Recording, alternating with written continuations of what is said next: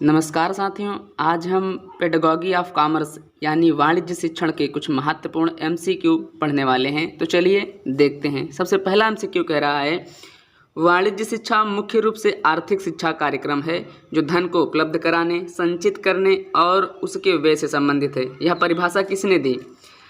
ए लोमार्क्स, B Herrick, C Nicholas, D lion. तो सही उत्तर है इसका ए लोमार्क्स ने दी थी। ठीक है।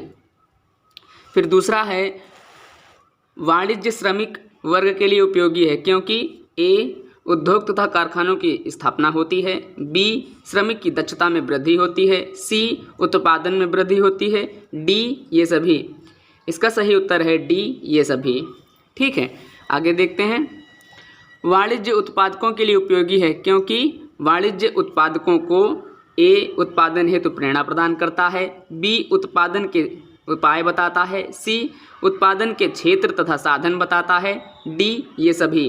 तो इसका सही उत्तर है डी ये सभी। ठीक है, चौथा देखते हैं।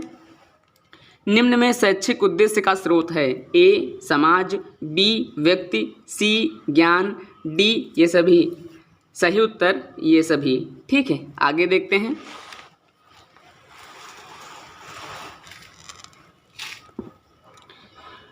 वाणिज्य शिक्षण का वह रूप है जो प्रत्यक्ष एवं अप्रत्यक्ष रूप से व्यापारी को उसके कार्यों के लिए तैयार करता है। यह परिभाषा किसने दी? A Lyon, B Herrick, C Nicholas, D लोमार्क्स।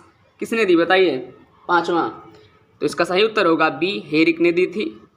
फिर इसका छठा है, शैक्षिक उद्देश्यों के निर्धारण करने का उपागम है? ए भूमिगत क्षेत्रों के अध्ययन द्वारा, पृष्ठभूमिगत क्षेत्रों के अध्ययन द्वारा, बी समस्या पर आधारित उपागम, सी व्यापक क्षेत्रों का विश्लेषण, डी ये सभी। सही उत्तर डी ये सभी। सातवां देखिए, उद्देश्य पहले से सोचा हुआ एक लक्ष्य है जो किसी प्रक्रिया को दिशा प्रदान करता है। यह कथन किसका है? ए एमपी माफेत का, बी जॉन डीवी का, सी हैरेत का, बी बासिन का। तो सही उत्तर है बी जॉन डीवी का। ठीक है, आठवां देखते हैं। उद्देश्य वह साधन है जिसकी दिशा में कार्य को आगे बढ़ाया जाता है तथा जिसके अनुसार किसी क्रिया के माध्यम से कोई पूर्व नियोजित परिवर्तन लाया जाता है। यह परिभाषा किसकी है? ए डीवी, बी मेगर, सी एनटीई, डी एनसीईआरटी। तो सही उत्तर होगा मेगर। ठीक है, रॉबर्ट मेगर। अब आगे देखते हैं नवा प्रश्न। नवा कह रहा है कि निम्नलिखित में से ज्ञानात्मक पक्ष का उद्देश्य है? ए बोध, बी ज्ञान, सी प्रयोग, डी ये सभी। सही उत्तर है ये सभी। फिर दसवां, भावात्मक पक्ष के उद्देश्यों को किसने विश्लेषित किया? ए बी एस ब्लूम ने, बी सिम्पसन ने, सी कृथवाल तथा मसीहा, डी ये सभी। सही उत्तर है कृथवाल एवं मसीहा। ठीक, 11वां देखते हैं। अधिगम अनुभव का प्रत्यय किसने दिया? ए मारिसन, बी ब्लूम ने, सी एडगर डेल ने, डी सिम्पसन ने। 11वें का तो इसका सही उत्तर होगा एडगर डेल ने। ठीक है, अब फिर पहला देखते हैं। पहला है, प्राचार्य की मुख्य भूमिका है? ए नेतृत्व, बी प्रशासन, सी पर्यवेक्षक, डी ये सभी। तो प्राचार्य की क्या होती है? ये सभी होती है। सही उत्तर ये सभी। दूसरा देखते हैं, सूक्ष्म शिक्षण में एक समय में कितने शिक्षण कौशल का विकास किया जाता है? ए 5, बी 3, सी 1, डी कोई नहीं। सही उत्तर 1। ठीक है, सूक्ष्म शिक्षण का विकास किया ए डीडब्ल्यू एलन ने, बी बी एस ब्लूम ने, सी बी एफ स्किनर ने, डी इनमें से कोई नहीं। तो सही उत्तर होगा डी डब्ल्यू एलन ने, ए। चौथा, सूक्ष्म शिक्षण के विकास एवं सुधार की विधि है? ए सूक्ष्म शिक्षण, चौथा, शिक्षण कौशल के विकास एवं सुधार की विधि है? ए सूक्ष्म शिक्षण, बी अनुकरणीय शिक्षण, सी प्रशिक्षण समूह, डी अंतःक्रिया विश्लेषण। सही उत्तर होगा ए सूक्ष्म शिक्षण। ठीक है, पांचवा देखते हैं। भारतीय शिक्षाविद शिव के मित्रा के अनुसार कितनी सामान्य क्रियाएं हैं? A 2, B 4, C 5, D 3। तो सही उत्तर होगा 4। छठा देखते हैं, डॉक्टर वी के पासी ने अपने अध्ययन के आधार पर कितने शिक्षण कौशलों की सूची तैयार की है? A 13, B 14, C 22, D 23। तो सही उत्तर होगा 13। ठीक है, आगे देखते हैं 7वां, अंतःक्रिया विश्लेषण विधि का प्रतिपादन कौन से वर्ष में किया गया? तो पहला है A 1850, B 1905, C 1950, D 1947। सही उत्तर 1950।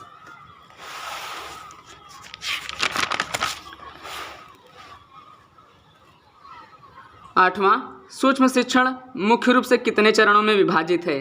A 3, B 4, C 2, D इनमें से कोई नहीं। सही उत्तर 3 चरणों में विभाजित है।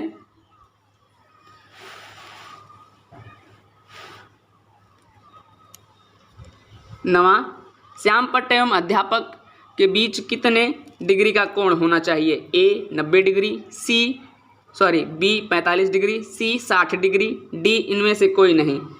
तो बताइए, तो सही उत्तर होगा 45 डिग्री। ठीक है, अंतःक्रिया विश्लेषण विधि का प्रतिपादन कौन से वर्ष किया गया? A 1947, B 1850, C 1950, D 1905। सही उत्तर 1950। एक आहवीव में कितनी कक्षिकाएं होती हैं? तो A 120, B 99, C 100, D 170। सही उत्तर C 100।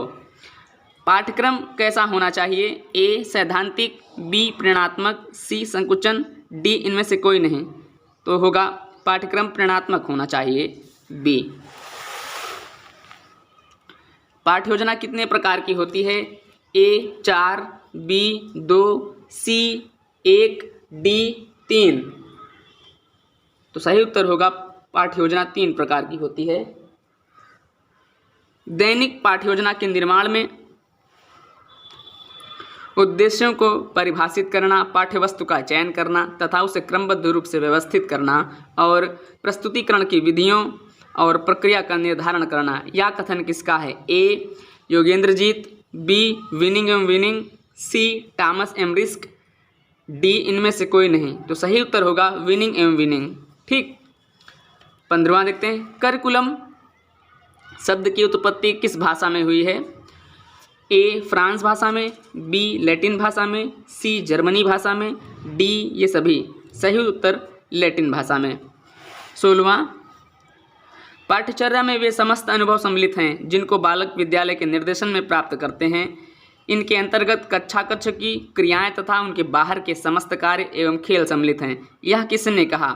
A वाल्टर ने, B क्रो एंड क्रो ने, C कनिंघम ने, D इनमें से कोई नहीं।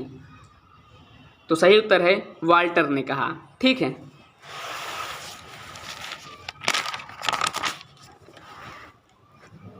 17वां देखते हैं, निम्नलिखित में से कौन सा समन्वय का प्रकार नहीं है? A अनुपस्थीय समन्वय, B शीर्षस्थ समन्वय, C विषयगत ज्ञान का समन्वय, D जीवन से समन्वय। तो सही उत्तर होगा विषयगत ज्ञान का समन्वय। अब 18वां देखते हैं, निम्नलिखित में से कौन सा शारीरिक पक्ष के अंतर्गत आता है? A धैर्य, B परिश्रम, C भाषागत ज्ञान, D ये सभी। सही उत्तर होगा भाषा ज्ञान। अब 19वां देखते हैं, निम्नलिखित में कौन सा गुण प्रशासकीय योग्यता के अंतर्गत आता है? A यथार्थ दृष्टिकोण, B निष्पक्षता, C व्यवस्थापन, D ये सभी। इसका सही उत्तर है व्यवस्थापन। 20वां, मूल्यांकन कितने प्रकार के होते हैं? A 4, B 3, C 1, D 7। सही उत्तर 4। मूल्यांकन है मात्रात्मक, गुणात्मक, C A B दोनों, D इनमें से कोई नहीं। तो मूल्यांकन क्या होगा बताइए? मूल्यांकन A और B दोनों होगा, मात्रात्मक और गुणात्मक दोनों होता है मूल्यांकन। ठीक है, आगे देखते हैं 22वां, मूलर के अनुसार निम्न में से विस्मृति का कारण कौन सा है? ए बहुत सी भिन्न भिन्न बातें एक साथ सीखना, या 2 भिन्न परंतु काफ़ी समान बातें सीखना। बी पाठ्यचर्या का निर्माण बालक की आवश्यकता अनुसार करना। सी पाठ्यचर्या का व्यापक होना। डी उपयुक्त में से कोई नहीं। तो इसका सही उत्तर होगा ए, बहुत सी भिन्न भिन्न बातें एक साथ सीखना, या 2 भिन्न परंतु बहुत समान बातें सीखना। ठीक है, अब हम देखते हैं 23वां। शैक्षिक मापन किस स्केल पर संभव नहीं? ए शाब्दिक स्तर पर, बी अंतराल स्तर पर, सी अनुपात स्तर पर, डी क्रमिक स्तर पर। तो बताइए, सही उत्तर होगा शाब्दिक स्तर पर। 24वां देखते हैं। निम्न में से कौन सी प्रक्रिया व्यावहारिक उद्देश्य केंद्रित है? ए मूल्यांकन, बी मापन, सी ए बी दोनों, डी मनोवैज्ञानिक मापन। तो सही उत्तर होगा मूल्यांकन, ए। ठीक है, आगे देखते हैं। किसी परीक्षण की रचना के कुल कितने चरण होते हैं? ए 5, बी 3, सी 4, डी 2। सही उत्तर क्या होगा बताइए? सही उत्तर होगा 5, ए। मापन किन्हीं निश्चित स्वीकृत नियमों के अनुसार वस्तुओं को अंक प्रदान करने की प्रक्रिया है, या किसने कहा? ए हर्बर्ट ने, सी गिलफोर्ड ने, बी कैम्पबेल ने, डी स्टीवेंस ने। तो किसने कहा 26वें में? तो इसका सही उत्तर होगा स्टीवेंस ने कहा था। ठीक है, आगे देखते हैं 28वां।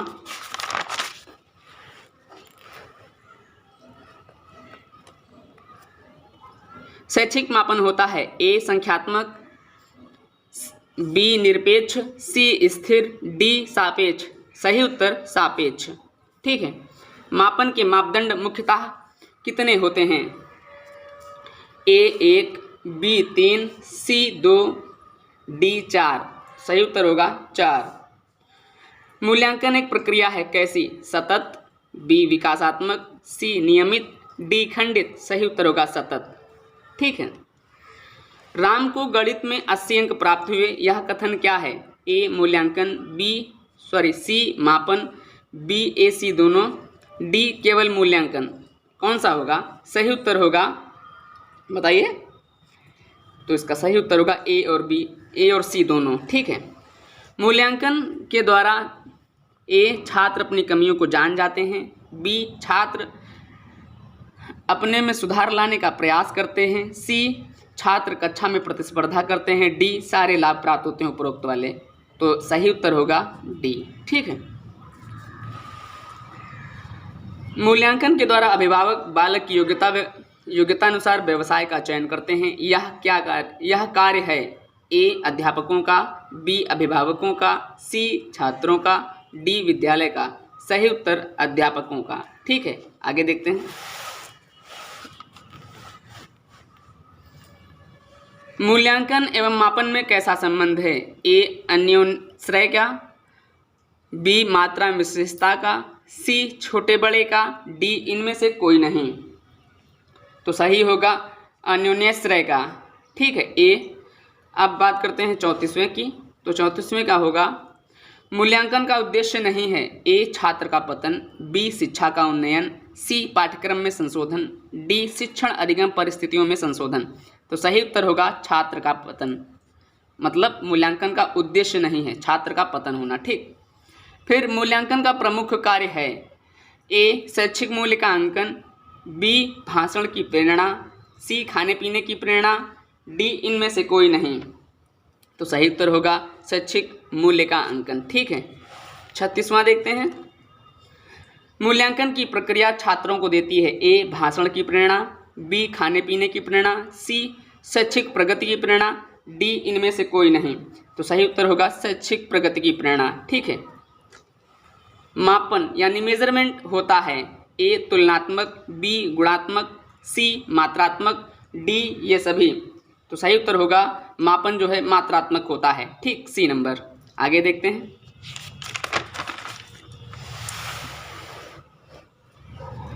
मूल्यांकन संबंधित होता है भावनात्मक पक्ष से, बी संज्ञानात्मक पक्ष से, सी क्रियात्मक पक्ष से और डी इन सभी से। तो सही उत्तर बताइए।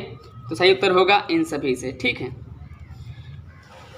अब मूल्यांकन के पक्ष होते हैं ए 3, बी 4, सी 2, डी 6। तो मूल्यांकन के कितने पक्ष होते हैं? मूल्यांकन के 4 पक्ष होते हैं। अभी पीछे हमने बात की।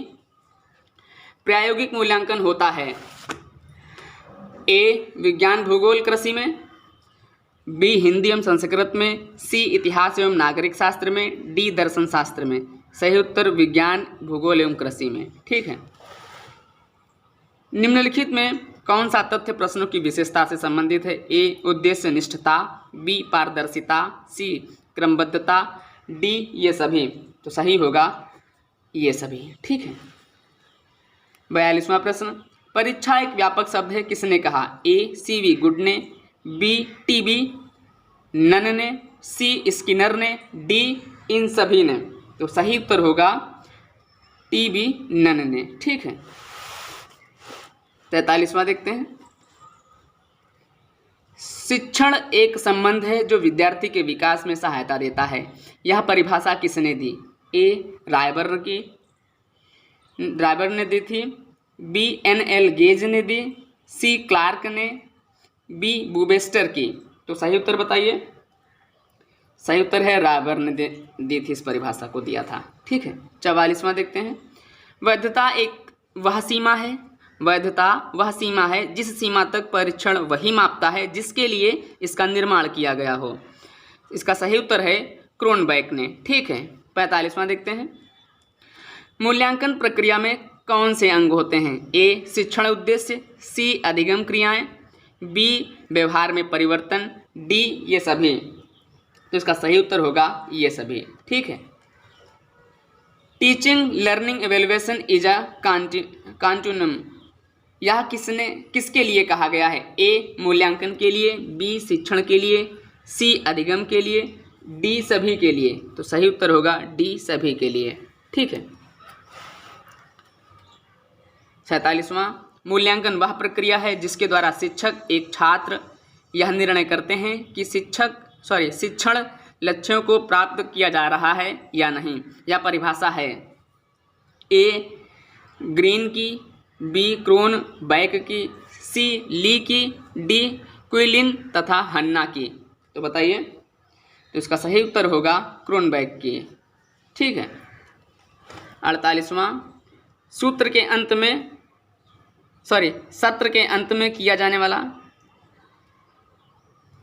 48वां अब सत्र के अंत में किया जाने वाला मूल्यांकन कहलाता है ए सतत मूल्यांकन, बी वार्षिक मूल्यांकन, सी दक्षता आधारित मूल्यांकन, डी इनमें से कोई नहीं। इसका सही उत्तर होगा वार्षिक मूल्यांकन बी। ठीक है।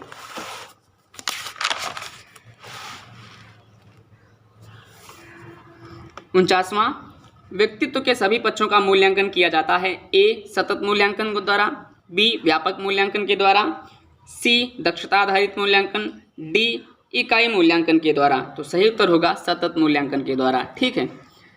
50वां, छात्रों के प्रारंभिक ज्ञान का मूल्यांकन किया जाता है ए आकलित मूल्यांकन से, बी दक्षता मूल्यांकन में, सी मौखिक मूल्यांकन में, डी रचनात्मक मूल्यांकन में। तो इसका सही उत्तर होगा मौखिक मूल्यांकन में। ठीक है दोस्तों, ये थे कुछ बहुत महत्वपूर्ण MCQ। तो आशा है आपको अच्छा लगा होगा। आज के लिए इतना ही। धन्यवाद।